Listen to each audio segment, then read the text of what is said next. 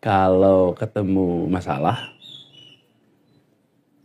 bukan kemudian bilang kepada Allah, ya Allah saya punya masalah, bantu selesaikan.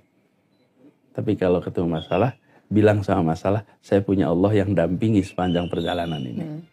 Selamat datang di Ngobrol Sore Semaunya bersama aku Putri Tanjung. Selamat tahun baru teman-teman, senang sekali bisa berjumpa lagi bersama kalian.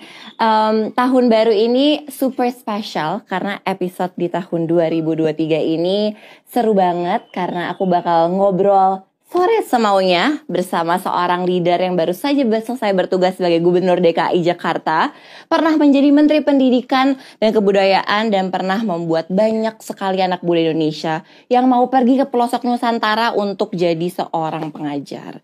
Jadi langsung saja kita sambut dan ngobrol bareng Pak Anies Baswedan.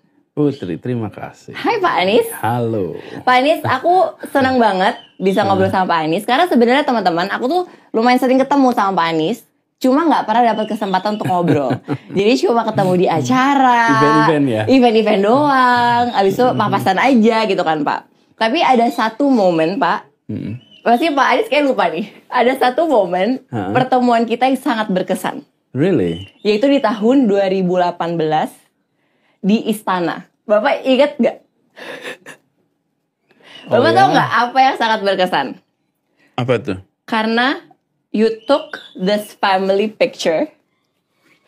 Oh. Yang sekarang di print dan dipajang di rumah. Really? Iya. Jadi teman-teman waktu itu waktu Lebaran tahun 2018, aku sama Bapak Ibu ke Istana. Waktu itu Pak Jokowi open house.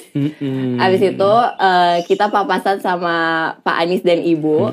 Terus Pak Anies sama Ibu fotoin foto keluarga kita yang sekarang dipajang di rumah. Ya. Jadi itu iya betul, aku ingat. Terus lagi pada foto. Terus udah sini saya ngambil fotonya. Iya, karena aku ribet kan pas selfie. Terus Pak Anies udah sini saya aja yang bantu foto. My God. Iya, 2018 loh Pak. Cepet Time flies ya. Time flies. Tapi Putri ingat detail-detail gitu ya. Berkesan loh Pak. Difotoin foto keluarganya sama Gubernur DKI Jakarta kan sangat berkesan. Pak, tadi kita ngomongin time flies. Sekarang udah 2023 aja. Iya, 2022 betul. Apa highlightnya Pak? Bapak memaknai tahun 2022 itu seperti apa? Jadi iya, ganti tahun itu kan sebenarnya ganti hitungan kalender aja ya. Iya. Kalau hitungan apa sebenarnya gitu. Cuman karena itu sesuatu yang udah kita lewati dua-dua. Saya sih lihat gini, tahun 2022 adalah tahun di mana saya merasa bersyukur sekali tuntas amanat besar Jakarta. Iya. Tanggal 16 Oktober itu tuntas, dan pada masa itu saya merasa bersyukur bahwa begitu banyak yang kita rencanakan itu udah tuntas. Jadi tahun kemarin adalah tahun di mana apa yang sudah kita siapin kerja panjang itu sampai pada ujungnya. Dan saya bersyukur berakhir dengan baik. Dan ini kan boleh ngomong apa aja ya? Boleh ngomong apa aja Pak, kan semaunya Pak. Iya. Jadi kalau saya ingat-ingat ya pas lagi selesai tugas kan tentu ada saya bikin perpisahan, pamit sama 1, 2, 3 gitu. Tapi kemudian ada acara yang dibuat oleh masyarakat, masyarakat kampung miskin kota. Oke. That's the most touching. Wow. Oke. Kalau masyarakat terdidik, kelas menengah, makmur itu bilang terima kasih Pak gitu ya, it's good. Tapi kalau mereka yang selama ini merasa tersingkirkan, terkalahkan, tidak punya kepastian, terus mereka bikin acara. Mereka bikin acara.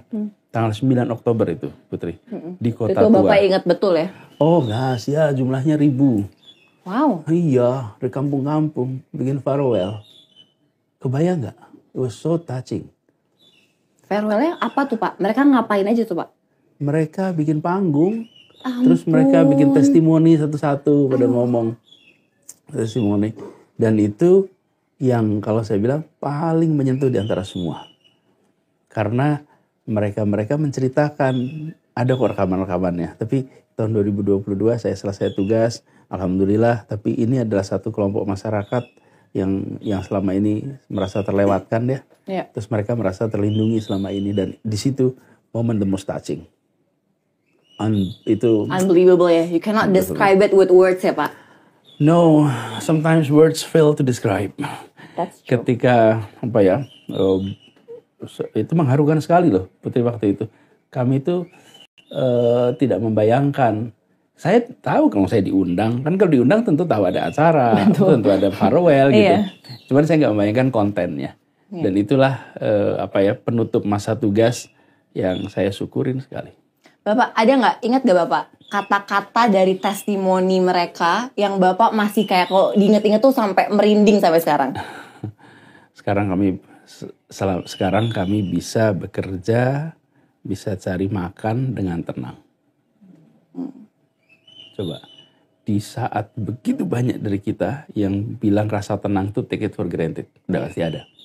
Bangun aman. Ini mereka bangun dengan rasa tegang. Akankah rumah saya tetap di sini? Akankah warung saya tetap di situ? Akankah tempat saya bekerja masih ada besok? Akankah bulan depan masih ada? Dan ketika kepastian itu ada, mereka tuh merasakan ketenangan. Dan gimana rasanya coba Putri tinggal di kota ini, kemudian dengan ketidakpastian. Dan ketika mereka merasakan rasa tenang itu, goosebumps all over you. Ya. Cannot imagine itu, sih Pak. Iya, luar biasa. Jadi, dan kan gini, Putri, banyak di antara kita ini kan generasi kedua di Jakarta, generasi ketiga. Generasi pertama kan datang nggak bawa apa-apa. Datang ke kota ini kan bawa pengalaman sekolah, modal nekat, modal berani, betul nggak? Terus you become somebody. Terus anak, cucu udah tenang hidupnya, oke? Nah, kota ini tuh sedang pandangan saya harus terus-menerus bersahabat pada orang-orang yang mau mendapatkan kehidupan lebih baik. Jangan sampai kita itu kalau udah dapat yang baik, udah dapat enak, terus orang lain mengikuti rute kita, nggak boleh gitu. Kan paling nggak enak tuh. Benar. Saya juga sering ngalamin gitu tuh Putri. Contohnya kalau pada selfie tuh. Saya gini nih, kan Putri pasti ngalamin. Selesai acara, orang-orang datengin Putri, mau foto gitu, foto-foto rame-rame gitu, rame-rame foto. Terus nanti udah selesai foto-foto gitu, nanti ada yang bilang, udah, Mbak Putrinya capek, Siapa yang ngomong itu? Yang udah foto. Benar gak tuh? Itu benar sih Pak. Itu benar sih Pak. Saya itu berapa kali observasi, ini gimana? Anda udah foto, terus Anda ngelarang orang lain minta foto. Udah. Pak Anies capek. Karena dia udah dapat ya Pak. Oh iya. Nah, sering di masyarakat kita tanpa sadar itu begitu. Karena kita udah dapat, udah punya rasa tenang, udah dah yang lain mau kegusur kayak, mau kegeser kayak, mau susah hidup kayak gitu. Yang penting kami udah aman. Nah, nggak boleh.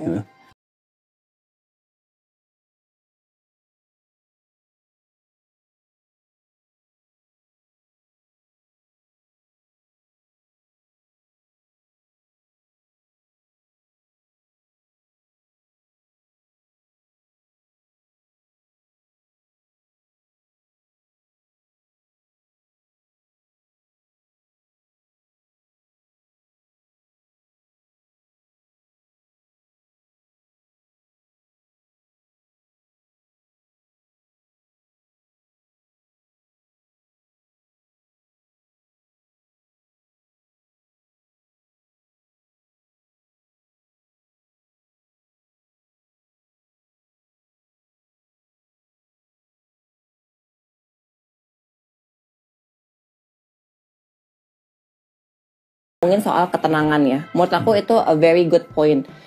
Dimana aku merasa I'm very privileged ya dengan apa yang aku punya. Tapi bahkan waktu pandemi, ketenangan itu adalah hal yang paling susah dicari. Ya betul. You crave for it so bad karena uncertainties dan segala macamnya ya Pak. Jadi ketenangan batin itu aku baru sadar nih Pak ya. Aku baru sadar di umur 25 tahun. Aku baru sadar bahwa ketenangan itu adalah kunci dari segalanya sebenarnya. Bersyukur dan segala macam. Pak Anies menjabat jadi gubernur DKI Jakarta, aku kebayang gimana caranya bisa mencari ketenangan tersebut. Iya dong Pak, dari semua beban yang Bapak punya, iya kan? Iya. Gimana cara Bapak mencari ketenangan itu, and what's the meaning of ketenangan atau contentness untuk Bapak? Kalau saya kembali kepada agama ya, bikin rasa tenang tuh. Tapi memang betul sekali, pas lagi pandemi itu, saya kan kemudian kalau dibilang saya ini berada di Jakarta, epicenternya pandemi di Indonesia. Di awalnya semuanya ada di sini. Jadi pada waktu itu saya juga membayangkan harus beri rasa ketenangan pada masyarakat. Harus beri rasa ketenangan. Betul. Dan ketenangan itu lebih pressure lagi. Bapak harus memberikan ketenangan buat orang lain lagi. Ketenangan dan kepercayaan. Iya. Jangan sampai tenang tapi nggak percaya. Iya betul. Oke? Sisi lain. Jadi kita harus mengerjakan itu. Apa yang kita kerjain? Transparansi. Kami transparan. Ada kasus disampaikan, nggak disampaikan. Kenapa? Kita udah bayangin, ini nggak mungkin selesai dalam seminggu 2 minggu, nggak sebulan 2 bulan. Begitu namanya tuh ya. Tanggalnya 11 Maret, Putri. 2020, 11 Maret nih. Kita kan kalau ingat 11 Maret serangan umum Super Semar. Bukan, 11 Maret tuh WHO declare. Statusnya berubah. Dari epidemi menjadi pandemi. Itu begitu berubah status, berarti akan lama. Langsung immediately, Masya Allah, ini akan panjang nih. Berarti kita harus bikin kepada masyarakat percaya pemerintah mengerjakan what is best dan pemerintah akan apa adanya. Karena itu kami Jakarta, ada yang meninggal 10, 20, 30 kita laporin. Walaupun waktu itu dikritik, kenapa kok ditunjukin datanya, bikin orang panik. Aku ingat. Bukan bikin orang panik, ini membuat orang percaya bahwa pemerintah tidak menutupi apa-apa. Pemprov DKI tidak menyembunyikan fakta. Semua disampaikan apa adanya. Setelah ini berjalan berapa bulan, baru orang menyadari bahwa transparansi itu penting. Penting sekali. Betul. Oke, nah, terus gimana rasa tenang? Kita ketemu soal-soal nggak pernah selesai. Nggak pernah selesai. Jadi, saya pernah bilang gini. Kalau ketemu masalah, bukan kemudian bilang kepada Allah, ya Allah saya punya masalah, bantu selesaikan. Tapi kalau ketemu masalah, bilang sama masalah, saya punya Allah yang dampingi sepanjang perjalanan ini. Dan tenang, pasti diberikan jalan keluar. Pasti jalan keluar. Tidak mungkin kita dibiarkan nggak ketemu jalan keluar. Jadi itu sumber rasa tenang. Sumber rasa, ya apapun yang terjadi, pasti ada. Dan saya itu punya keyakinan, nggak mungkin dikasih beban yang kita nggak mampu angkat lah, kira-kira gitu. Setuju. Iya kan?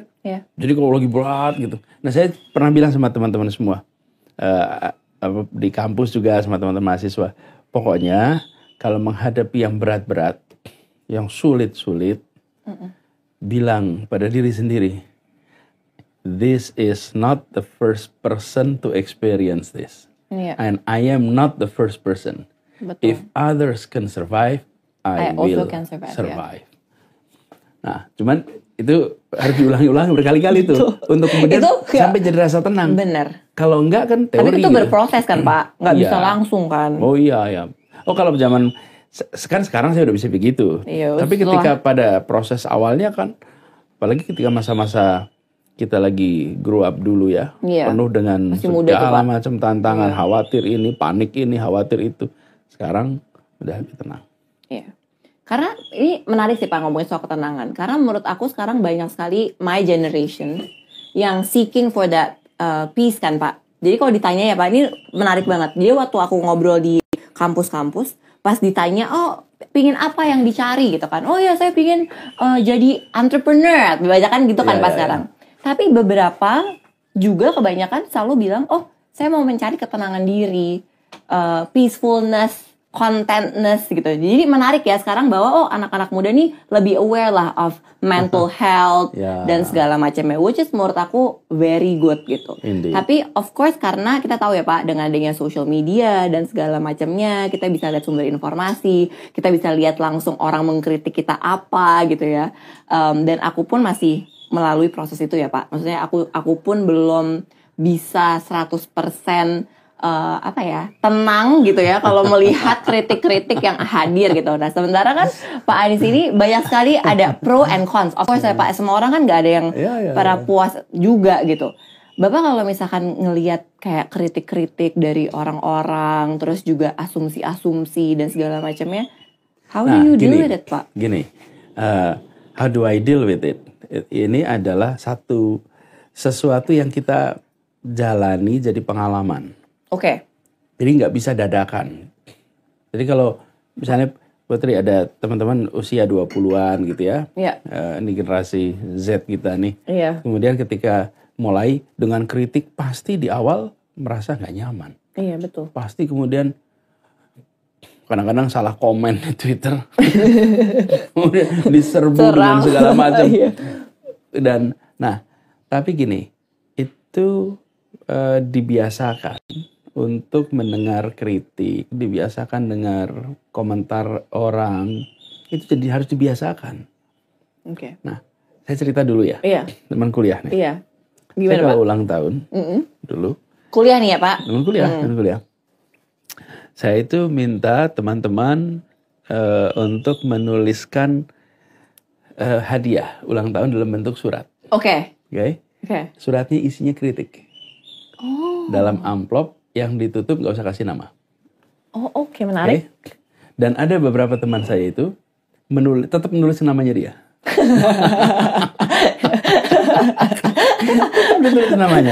tetap tulis namanya dengan rajin gitu tulisnya itu. Dan penulisnya dianterin ke rumah. Bener itu. Pada waktu itu kan masih belum ada email sama WA ya. Betul. Jadi pakai surat. Terus bahkan ketika sudah ada email, waktu itu masih Hotmail, saya bikin akun Hotmail yang saya loginnya, saya kasih kepada teman-teman semua, write it, tulis criticism to me, dan pakai login yang saya kasih, sehingga mereka bisa nulis tanpa beban sama sekali, apapun dikatakan. Kenapa? Ya tidak ada yang sempurna, nggak ada yang sempurna. Yang kita butuhkan itu berkaca. Memang kalau berkaca terus kita ketemu dengan yang kita suka semua, enggak lah. Ini kurang rapi, ini kurang benar. Cuman kan kita sendiri yang nyimpulkan karena kita lihat di kaca kan. Sekarang saya minta tolong teman-teman saya dari kaca. Tell me what is wrong with me. Tell me what is not right. Tell me what need to be corrected. Dan ketika itu diungkapkan, dikatakan, teman saya akhirnya nggak usah lagi pakai menyembunyikan identitas dia, ditulis aja namanya. Nah, kenapa? Ya karena dia merasa bahwa kalau saya ngomong sama Anies ternyata Anies nggak marah kok gitu. So what's big deal? Nah, jadi itu saya kerjakan zaman kuliah dulu. Wow, oke. Benar-benar saya kerjakan. Itu teman yang saya menuliskan langsung itu namanya Bimo Nugroho. Bemo Sukunarto Nugroho. Beliau dulu aktivis mahasiswa, pernah ditahan di Medan, kemudian sempat menjadi KPI, udah meninggal beberapa tahun yang lalu. Good friend of mine. Itu ditulis sama dia beneran 2 halaman, 3 halaman tuh. Oh iya Pak? Kritik banyak juga ya Pak kritiknya. Tebel. Nah, tapi sekarang kita ada Twitter. Sekarang kita ada sosial media. Dimana kita tidak bisa memfilter juga kan Pak? Satu nggak bisa filter dan kemudian siapa saja bisa komentar. Betul. Tapi kan kalau ya kebetulan seperti Putri, Anies itu orang kenal banyak. Enggak lah Pak, Bapak lebih. Enggak ya Putri sama lah, kita orang kenal banyak. Tapi kan bagi banyak orang kan yang dia kenal barangkali circle pergaulan keseharian, circle kuliah, circle teman sekolah gitu. Betul. Tapi tetap aja mereka itu connected, bisa memberikan feedback. Dan komen-komen yang diberikan itu sebetulnya kesempatan untuk kita improve, memperbaiki diri terus. Jadi kalau dengar ada komentar itu relax, nggak ada yang sempurna. Betul. Dan bagian kita bagian terus-menerus memperbaiki gitu aja. Tapi kan Pak, kalau itu kan kritik. Tapi kalau misalkan kayak hoax atau yang kayak justru bukan kritik yang membangun tapi malah menjelek-jelekan, itu udah bodo amat ya Pak? Gini, apalagi kalau hoax. Kalau hoax tuh saya malah bilang gini, kesian ya harus bikin hoax untuk kritik gitu. Kan kalau kritik pakai fakta. Oke, ya bisa diterima Pak. Bukan hanya bisa diterima. Bisa diimprove. Berarti kan memang ada sesuatu yang mungkin nggak pas. Betul. Tapi kalau diciptakan hoax, misalnya gini, kalimatnya lengkap, dipotong, terus potongannya dipakai untuk menjatuhkan. Betul. Oke, ya kalau gitu berarti dia ngakuin kalau lengkap nggak bisa dijatuhin kan gitu. Karena itu harus dipotong. Harus dipotong sehingga bisa untuk menjelekkan. Kalau didengerin lengkap, nggak bisa. Bagus-bagus aja. Ya, itu terima kasih. Itu kan sebetulnya pengakuan implisit. Sampai dia harus ngurangin konten untuk menjatuhkan. Jadi selalu lihat di posisi positif. Dan sekarang menurut saya kita jangan habiskan waktu lihat itu. Tidak akan pernah selesai. Betul. Orang yang akan teman-teman ngomongin negatif nggak akan pernah selesai. Bagian kita itu, what can we do? Apa yang kita bisa kerjakan? What can you make? Apa yang bisa dibikin? Apa yang bisa dikaryakan? Gitu aja. Dan itu lebih penting daripada. Nah, cuman kecenderungan kita nih. Kalau ada 10 komentar, 2 negatif, 8 positif, yang dipikirin yang 2. Betul. Oke? Yang 8 enggak. Lagi gimana? Lupa. Sama. Kadang-kadang kita masuk kelas juga gitu. Kalau guru masuk kelas, yang disebut nama yang nakal. Yang berprestasi nggak disebut. Jadi ketika masuk, ayo isi anu, ada nggak gitu. Yang disebut yang bermasalah. Nah, jadi saya lihat kitanya sendiri perlu jaga agar fokus kita itu di yang positif. Kalau di yang positif, supaya oke. Itu nggak gampang loh. Iya, itu nggak gampang, Pak. Itu nggak gampang. Itu nggak gampang. Tapi it's doable. It's doable. Dan itu lewat apa? Practice. Latihan ya, Pak. Latihan berkali-kali terus gitu. Setelah dijalani, akhirnya jadi biasa. Dan kita sering kali, Putri, bayangin coba, kita lagi mau nyampein bahan, mau bicara, terus waktu dikabarin, Pak ada kabar buruk, ada kabar masalah, itu gimana naruhnya tuh? Datang ke depan tetap harus moodnya bagus. Betul. Sementara kita barusan terima kabar yang nggak enak. Nggak enak. Itu kalau nggak latihan dari awal ya akan susah. Itu latihan. Iya. Itu berprogres ya, Pak. Karena itu salah satu pertanyaan yang paling banyak. Kan aku kemarin ngepost kan, Pak, mau ngobrol sama Pak Anies. Itu adalah pertanyaan yang paling banyak ditanya. Apa tuh? Gimana caranya Bapak cope with all tweet-tweet yang nggak jelas lah gitu. Karena by the way, Pak, fun fact, yang nonton NSS ini banyaknya Gen Z. Jadi 15 to 24. Wow. Gitu, makanya teman-teman kan pasti masih berprogres juga ya, Pak, untuk tadilah ya gitu, memfilter, mencari ketenangan dan segala macamnya. Gini, buat generasi teman-teman tuh perjalanan masih panjang. Ini tuh bekal awal. Dan menghadapi beruntung loh kalau sekarang bisa dapat komentar negatif, udah beruntung sekali. Itu membuat kita satu koreksi diri, yang kedua terbiasa menghadapi suasana yang gak nyaman. Loh, kalau ngadepin suasana nyaman gak perlu latihan. Itu betul. Kalau ngadepin suasana yang menyenangkan, yang itu, you don't need training for that. Tapi menghadapi situasi yang sulit, situasi yang gak nyaman, situasi di situ latihan dan terima kasih pada mereka yang ngasih masukan. Betul. Jadi itu sih positif-positif aja. Nah, cuman jangan sampai habis aja energi kita mikirin apa kata orang. Iya, betul. Itu akan repot. Iya. Tapi benar sih, Pak. Memang orang tuh tendensinya adalah memikirkan yang buruk daripada yang baik gitu. Makanya ya sama aja lah ya, Pak, kayak berita gitu ya di media. Pasti trafficnya yang tinggi kalau beritanya tidak menyenangkan. Kalau berita yang menggembirakan atau yang inspiring biasanya nggak naik kan gitu. Trackingnya nggak baik gitu. And I think that's actually quite a big problem ya, Pak. Tapi ya again pelan-pelan lah, itu tugas kita bersama untuk untuk menuju ke arah yang lebih baik lah.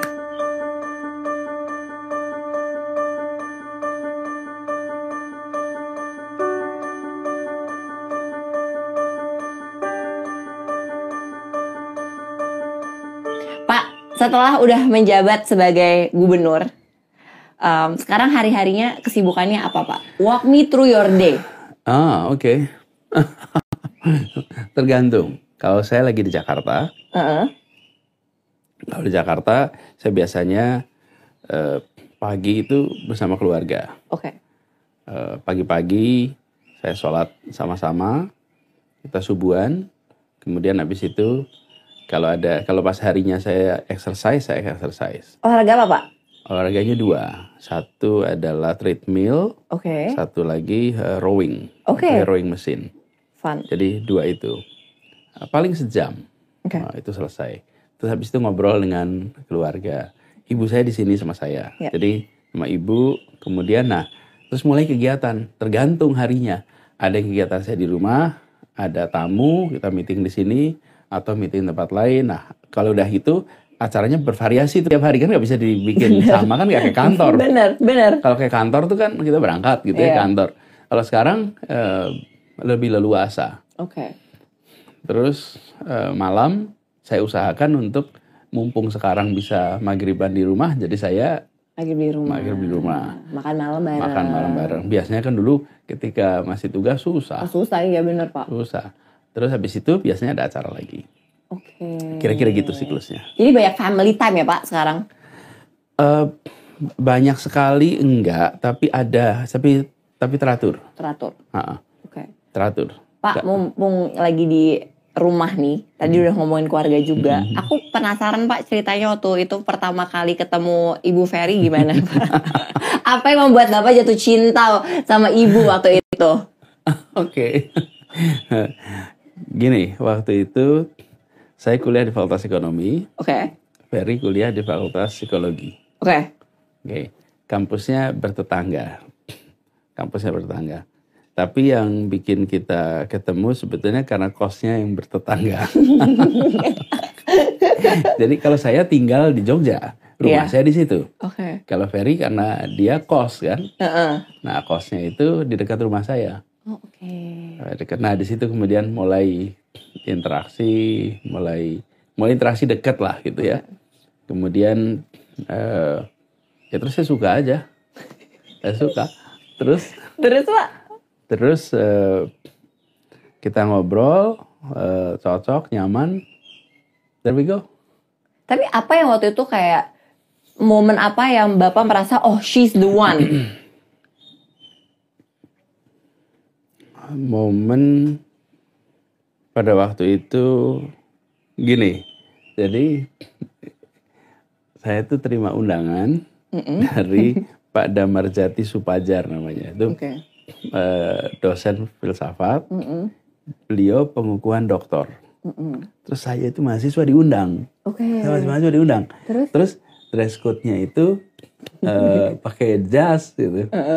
Kan kita jarang ya pakai jas gitu. Terus dress code-nya pakai jas, terus undangan berlaku 2 orang. Kan undangannya gitu semuanya. Saya pikir berlaku 2 orang, siapa yang saya ajak. Nah terus saya ajak dating pertama kali tuh. Saya ajak, mau nggak ikut ke acara pengukuhan. Lucu banget, jadi ngedate-nya ke pengukuhan ya Pak? Pengukuhan doktor Pak Damarjati Supajar. Jadi itu kayak prom jadinya kan. Lo kan harus dress up kita. Kan acaranya acara resmi. Betul. Ya. Jadi terus saya pakai jas, pakai dasi, dan dia juga harus pakai pakaian sesuai cuma itu dress code-nya. Acaranya formal sekali kok itu. So saya jadi ingat nih harus ku cari tuh fotonya. Pasti ada. Mau dong Pak, nanti pasti ya. Ada. Itu pertama kali. Mau lihat. Tahun berapa itu ya? Lupa tahun berapa. Tapi kuliah menjelang akhir tuh. So that was the moment. That was the moment Pak. Langsung tahu. I think so. Oh, that's sweet. I think so. Berapa lama Pak dari perkenalan sampai? Enggak, dari mulai itu. Dari mulai dekat. Dari mulai dekat. Kalau kenal kan lama. Iya, mulai dekat Pak. Dari mulai dekat itu mungkin 1-2 tahun ya. Oh, 1-2 tahun ya. 2 tahun. Lumayan ya Pak. Terus habis itu saya selesai kuliah. Saya masih kerja di UGM. Saya kerja di sana. Kemudian Ferry lulus, terus kita menikah dah. Pak, waktu itu tuh kalau ngelamar tuh kayak gimana sih? Kalau sekarang kan orang ngelamar kayak cowoknya on one knee gitu. Kalau dulu oh gitu ya? Iya. Jadi sekarang Pak, kalau anak-anak muda tuh ngelamar dia kayak on one knee gitu. Kayak will you marry me? Kalau waktu itu Bapak prosesnya berarti ke orang tuanya ya? Saya iya dong ngomong sama orang tuanya. Saya sebetulnya sebelum ngomong itu saya ngomong sama Ferry. Sesudah itu terus saya ngomong sama orang tua saya dulu. dapat approval dulu dong. Iya bener dong, Kita harus dong. Mau reaching out ke sana kalau di Iya. dalam nggak ini Iya. approval dulu. Terus abis itu ngobrol, ibu oke, ayah oke, baru kemudian ngomong dengan keluarga mereka. Oke. Sekarang fast forward punya 4 anak, ya kan Pak? Aku penasaran gaya parentingnya Pak Anies kayak apa sih Pak? Galak, memanjakan, apa setiap anak beda stylenya? Secara umum beda. Gini, bukan secara umum beda. Tiap anak punya karakternya masing-masing. Tapi prinsip dasarnya sama. Mereka semua dibiasakan untuk terbuka, dibiasakan untuk ngobrol, kemudian dibiasakan untuk punya tanggung jawab. Terus mereka juga kalau ada apa-apa terbiasa untuk diskusi dengan kita. Karena itulah saya mengusahakan kalau pagi itu ada kesempatan tuh untuk bisa bareng. Time flies, Putri, bener. Itu kalau lihat foto ya, tahu-tahu udah gede-gede semua ya Pak. Udah gede. Jadi time flies. Nah, jadi gitu pendekatannya dan kita coba biasakan hal-hal yang kita ingin menjadi kebiasaan dia. Oke. Jadi apa aja kebiasaan-kebiasaannya, terus kita coba dorong untuk jadi kebiasaan dia. Oke. Cuman kita belum tahu nih berhasil apa enggak. Iya kan? Kan masih anak-anak semua nih. Iya, benar Pak. Kan seperti saya, itu orang tua saya tahu. Iya. Ya paling enggak dia sudah membekali saya sehingga saya punya begitu banyak pengalaman, pengetahuan, kan ini hasil didikan mereka ya. Betul. Sekarang saya masih dalam proses nih sama anak-anak. Iya. Mudah-mudahan. Amin Pak. Very good.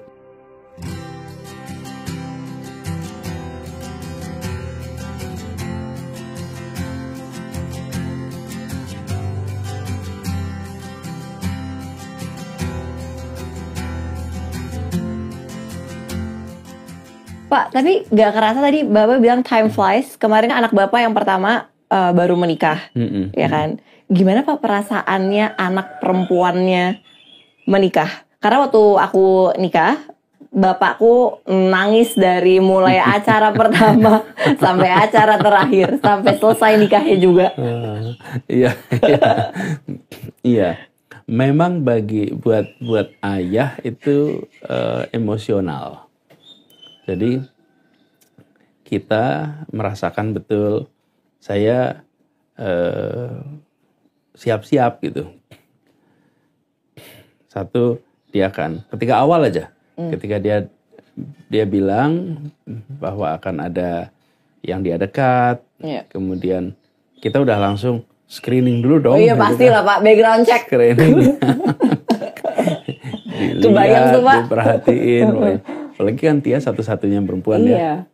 Terus dan kita senang gitu dengan Ali dan lalu mulai proses. Kalau dibilang berat tuh nggak berat, karena bukan berat. Ini tuh rasa bahagia, rasa senang, rasa syukur,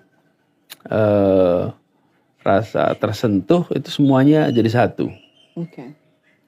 Jadi tapi bukan kayak akan kehilangan gitu, enggak ada perasaan kehilangan. No, yang ada tuh sekarang tambah anak gitu. Iya betul. Tambah anak dan tapi itu suasana yang memang haru ya Pak, emosional ya Pak. Emosional dan itu apalagi pada saat menikahkan. Iya. Saat menikahkan tuh kan resminya pindah tanggung jawab kan saat itu kan. Betul. Pindah tanggung jawab tuh gitu. Jadi pada saat-saat menjelang itu seperti ini flashback to memories of childhood, masa kecil, masa ini. Apalagi dulu ketika Tia lahir, besar tahun-tahun awal kita pisah. Saya di Amerika, Tia di Indonesia sama Ferry. Kemudian mereka baru nyusul. Jadi masa-masa kecil itu kemudian muncul tuh kayak flashback ya Pak, langsung ada di memori. Dan saya ada kenangan khusus nih, Putri. Ada lagu judulnya Butterfly Kisses. Oke. Butterfly Kisses itu lagu yang jadi ada ceritanya gini. Suatu ketika saya di Amerika waktu itu, dia di Indonesia, pengen cari mainan untuk this little baby that just born. Jadi saya ke Babies R Us. Oke. You know that. Iya. Babies R Us cari di situ. Nah, pas lagi saya masuk di situ, lagu yang diputar itu Butterfly Kisses. Butterfly Kisses. Terus dan Butterfly Kisses itu ceritanya saya punya nih. Apa Pak? Coba Pak. Ini siapa sih Pak Butterfly Kisses? Butterfly Kisses tuh nyanyi sebentar. Bob Charles Lee. Oh. Jadi ini syairnya itu tentang seorang ayah yang lagi mau nganter anaknya ke pernikahan. Anak perempuannya. Okay. There's two things I know for sure. She was sent here from heaven, and she's daddy's little girl. Okay. As I drop to my knee by her bed at night. Okay. Jadi bayangkan coba, anaknya lagi di ujung sana, saya lagi nyari mainan anak masih bayi lagi kan Pak? Masih bayi. Terus, jadi ketika dia mau menikah itu seperti kembalikan ragu itu. Jadi ini cerita tentang dia lagi berjalan menuju pernikahan. You should listen to this music nanti aku dengerin Pak. Jadi saya bisa bayangkan bagi semua ayah yang melepas anaknya untuk memulai hidup bersama dengan suaminya, itu pasti punya memori yang unik. Pasti punya sesuatu yang beda, yang khas, nggak ada yang sama. Satu hal yang pasti, bahwa itu emotionally so attached, sehingga detaching is tough. True. Iya sih benar. Karena waktu aku juga tanya ke Bapak juga agak sulit Pak kenapa sih nangis terus gitu. Bapak agak sulit mendeskripsikannya gitu. Tapi I understand. Iya, benar. Iya. Pak, anak-anak Bapak ini kan sekarang masih muda-muda Pak. So is the millennials and Gen Z, which is adalah masa depannya bangsa lah Pak. Bapak melihat behavior dan track record kebanyakan Gen Z dan millennials di Indonesia ini seperti apa Pak behaviornya? Future oriented. Okay. Seringkali mereka melihat yang orang-orang tua gak lihat sebagai penting. Okay. Misalnya gini, Ismail belasan usianya, Kaisar. Itu mereka ngomong tentang lingkungan hidup, tentang nyelamatin laut, betul, tentang memastikan bahwa plastik nggak jadi sampah di laut. Saya nggak kebayang tuh zaman saya masih seumur itu tuh nggak ngomongin itu gitu. Beda sekali gitu. Wow, ini progresif ya Pak? Very progressive, very progressive. Dan kami juga kemarin ketika ngurusin Jakarta tuh, ketika bikin ada sesuatu yang terkait sama lingkungan hidup tuh, anak-anak muda tuh benar ikut semua.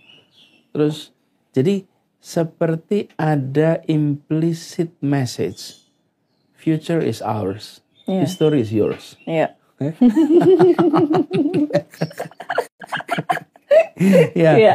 Dan betul, they have more tomorrow than yesterday. Yes. They have more tomorrow. Karena itu, karena ngomongin masa depan, lingkungan hidup jadi penting. Nah, saya lihat mereka kerja keras on their own way. Stylenya bisa beda. Kalau di Jakarta, kita akan ketemu dengan anak-anak muda yang kelihatannya meetingnya di kafe, kelihatannya kerjanya di kafe. Benar Pak. Bahkan banyak yang punya kantor kan Pak. Jadi mereka udah di kafe. Tapi kerja. Betul. And they deliver. Sementara kalau generasi yang sebelumnya kalau kerja di perpustakaan, kerja di kamar, kerja di ruang kerja gitu.